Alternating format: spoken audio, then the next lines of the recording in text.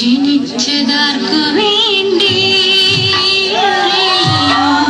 ജീവിച്ചതാർക്കു വേണ്ടി എനിക്ക് വേണ്ടി വേലക്കാരി രാജമ്മേ. അയ്യോ കൊച്ചുമുതലാളി, ഓടേണ്ട ഓടേണ്ട ഓടി തളരേണ്ട ഓമന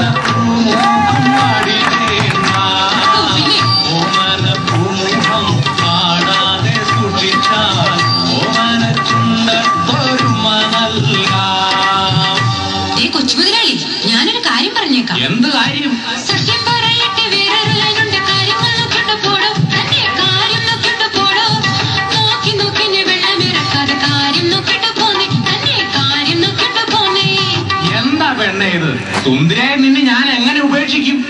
സുന്ദരിമാരെ കണ്ടാൽ എന്നോട് കരളിനകത്തൊരു ചുടുവാദം, ഒരു കൺമണി വഴിയെ നടന്നു പോയ ഇടക്കഴുത്തിന് പിടിവാദം.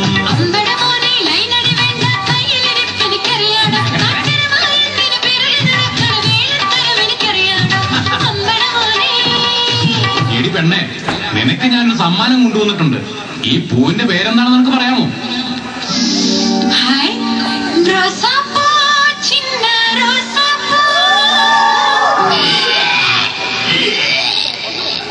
രാജമ്മേ, രാജമ്മേ, നിനക്ക് എന്ത് പറ്റി രാജമ്മേ?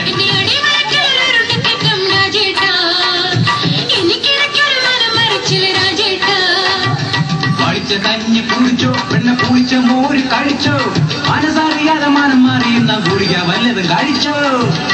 രാജമ്മേ, എടി എന്താ കാര്യം വെച്ചാൽ നീ തേച്ച് പറയടി. ചേട്ടാ, ഞാൻ 2 മാസം ഗർഭിണിയാണ്.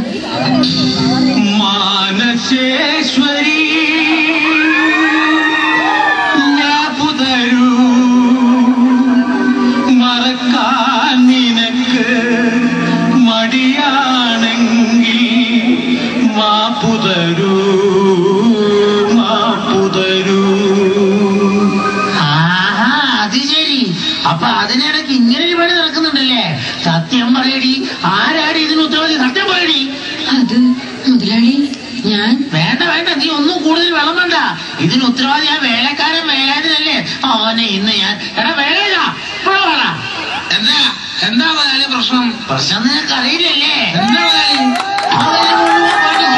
കിട്ടുന്ന കാച്ചിന് കള്ളും കുടിച്ച് വേലക്കാരെ കട്ടത്തിലാക്കിയ വേലായുധോ, വേലക്കാരെ കട്ടത്തിലാക്കിയ വേലായുധോ. സത്യം പറയടാ, നീ അല്ലേ ഈ ഗർഭത്തിന് ഉത്തരവാദി? പറയടാ. പറയാൻ എനിക്ക്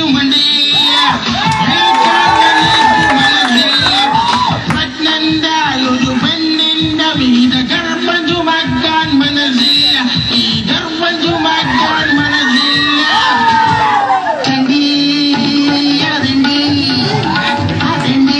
നിന്നെ പോലെ ഈ പണി ചെയ്യാൻ ആരുണ്ട്? ആ തല്ലിയൊടിച്ചാൽ മുണ്ടി നടക്കും കുട്ടകളെ ഞാൻ വിട്ടോളാം.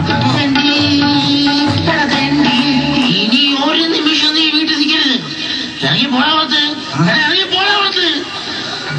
അക്ഷരനക്ഷത്രം കോർത്ത ജപമാലയും കയ്യിലേന്തി അഗ്നിസ്ഫുടം ചെയ്തെടുത്ത മനസ്സാശങ്കൂതി ജന്മലേഖം വിട്ടിറങ്ങി പോകും ഒരു അഭയാർത്ഥിയാണ് ഞാൻ.